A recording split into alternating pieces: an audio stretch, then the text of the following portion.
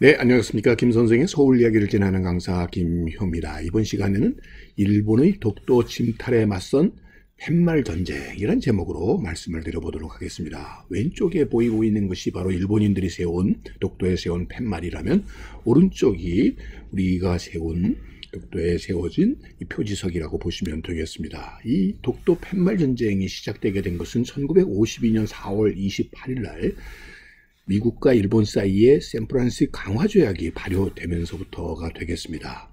이때부터 주권을 회복한 일본은 독도에 대한 침략 야욕을 노골적으로 드러내게 되는데, 일본은 독도에 대한 이 대한민국의 영토 주권 자체를 부정을 하고 독도에 일본 영토 표시를 하는 이 팻말을 설치를 시도하게 되는 것이죠.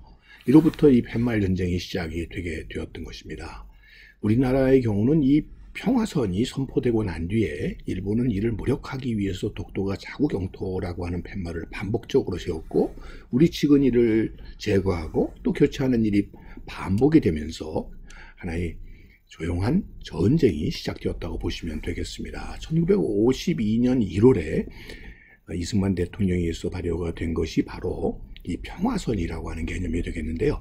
한일 간에 오늘날의 이 배타적 경제 수역과 같이 이렇게 평화선을 둠으로써 한일 간의 전쟁 유발을 막겠다라고 하는 취지로서 당시 한국전쟁 중에 이렇게 평화선을 구축을 선언했던 것인데, 이거를 무시하고 일본은 정기적으로 순시선을 보내가지고 독도의 근황을 살피는 한편 불법 상륙을 해서 독도 점령을 기도하게 되는 것이죠. 그래서 결국 곳곳에서 이러한 영토의 팻말을 설치하고 또 이를 우리가 설치한 것을 제거를 하는 일들이 반복되게 되었다라고 보시면 되겠습니다.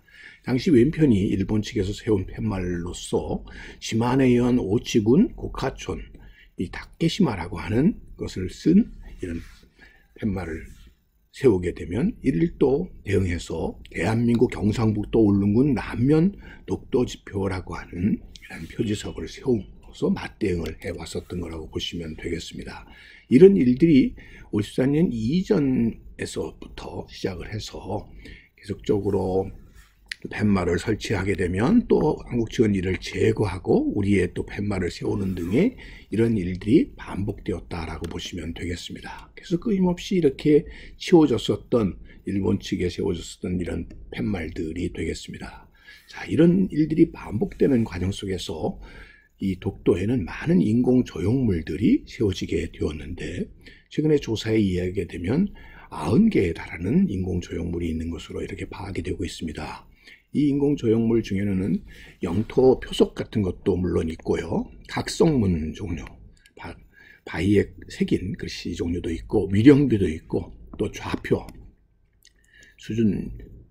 표준점을 나타내고 있는 좌표 등의 다양한 설치물이 있다는 것을 확인해 볼 수가 있겠습니다. 특히 이 서도보다는 이 동도 쪽에 일반 관광객의 접근이 용이하다 보니까 이 지역의 인공 조형물의 숫자가 압도적으로 많다, 이렇게 볼 수가 있겠습니다. 이 현재 영토 표석의 경우는 경상북도 독도지표가 2기가 있고요, 한국 산악회에서 설치했던 영토 표석이 하나가 있고, 또 이명박 전 대통령이 설치했었던 영토 표석, 또 한승수 전 국무총리가 설치했던 영토 표석 등 5개가 이렇게 확인이 되고 있습니다. 그래서 오른쪽 이 동도에서 보시게 되면 지도에서도 동도 영토 표석이라든지 대한민국 동쪽 땅끝 표석이라든지, 이게 바로 땅끝 표석에 해당이 되겠고요. 이렇게 바위에다가 한국령이라고 이렇게 새긴 경우도 있고요, 한국령 표석의 경우도 있겠고요.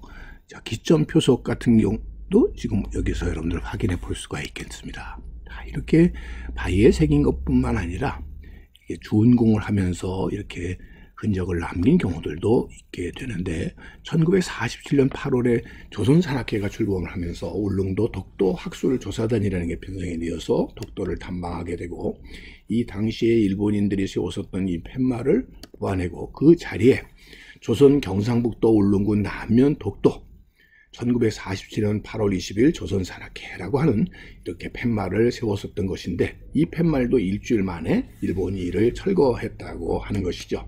자, 그 뒤에 새롭게 이제는 돌에 새겨서 표석을 설치하기에 이르게 되느니, 바로 그 당시의 표석의 모습을 보면 독도, 또 그리고 한자로 독도, 량꼬루라고 하는 이렇게 세 가지 명칭으로 돌에 새겨졌던 표석의 모습이 되겠습니다. 그것이 또 치워지고 나면 또 태풍에 의해서 훼손이 되고 난 뒤에 또 다시 세우는 일들이 반복이 되었었고요.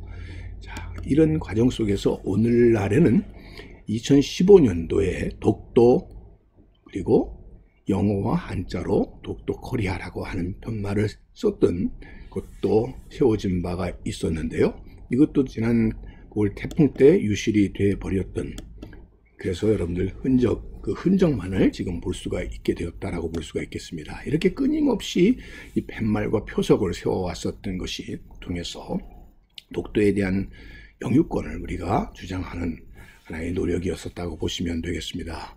독도 경비 이 초소가 만들어지게 되면서 그곳에도 이렇게 표석 제작이 제막이 됐다라고 하는 기념 사진의 모습이 되겠습니다. 그래서 한국령이라고 하는 것이 세워지게 되는데, 특히 2012년도 8월에 우리나라 대통령으로서는 최초로 이명박 대통령이 독도를 전격 방문하게 되면서 당시 이 한국령이라고 하는 안반 비석을 살펴보고 있는 어떤 감동적인 모습을 통해서 이 한국령이라고 하는 이 표석도 관심을 두게 되었었던 것인데, 이 바위 글씨의 경우는 1954년 8월에 울릉경찰서가 동도 정상에다가 독도 경비 초소를 짓고 난 뒤에 그 바위에 새긴 것으로 당시 울릉도에 거주하던 서해가 한진호 선생의 글씨로 새겨진 것으로 이렇게 알려져 있습니다. 자, 그래서 오늘날에도 이 보시다시피 이 초소 옆에 이렇게 한국령이라고 하는 글씨를 우리가 확인해 볼 수가 있고요. 이것 말고도 우리 땅이라고 하는 것을 새긴 곳곳에 한국이라고 하는 우리 땅을 표시하기 위한 이런 바위 글씨들이 곳곳에서 발견이 되고 있다라고 보시면 되겠습니다. 자, 한국이라고 하는 글씨 볼 수 있고요. 곳곳에는 또 이런 표석도 남아 있을 뿐만 아니라 곳곳에 측량 기준점, 또 국가 기준점이라든지 영해 기점 등이 곳곳에 세워져 있음을 이 지도에서도 확인해 볼 수가 있겠습니다. 서울에 최근에 이 영등포 타임스 스퀘어 지역으로 이전을 한 독도 체험관 내에는 이렇게 독도를 100분의 1 축적으로 이렇게 압축해서 모형이 전시되어 있고요. 그 모형 속에서 곳곳에 우리가 그래서 이 독도의 영토를 표시하고 있는 각종 팻말과 표석의 모형을 이렇게 축소해서 전시하고 있는 것을 통해서 이 독도에 세워져 있는 오늘날의 팻말들과 표석들을 우리가 직접 눈으로 확인해 볼 수 있겠다 보시면 되겠습니다. 그래서 여기에 지금 모형을 한 예로 보여드리고 있고요. 동도 해안가의 독도 영토 표식이라든지 독도 조난어민 위령비라든지 아니면 대한민국 동쪽 땅끝 표석 등의 다양한 표석들을 실제로 우리가 현장에서 보는 것처럼 이렇게 축소된 모형에서도 확인해 볼 수 있겠다라고 보시면 되겠습니다.